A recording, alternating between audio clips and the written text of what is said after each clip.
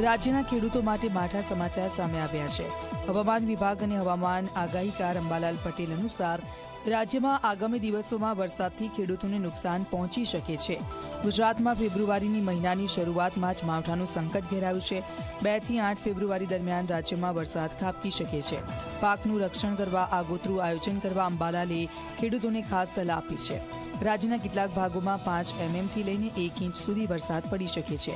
Western ડિસ્ટર્બન્સના કારણે હવામાનમાં પલટો આવશે, જેના કારણે ગુજરાતમાં ભારે વરસાદની આગાહી કરવામાં આવી છે। આ ઉપરાંત આ સમયગાળા દરમિયાન ઠંડીનું જોર વધવાની પણ આગાહી કરી છે। કેટલાક ભાગમાં વરસાદ થવાની શક્યતા રહેશે। કોઈ ભાગમાં 5 mm થી લગભગ 20 mm જેવો વરસાદ થવાની શક્યતા રહેશે।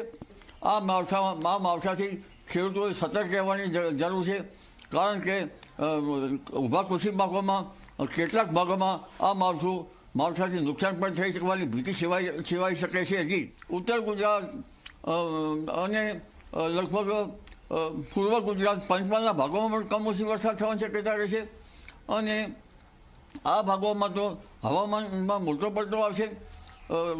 તેમજ અન્ય કરા પડવાની પણ શક્યતા વધુ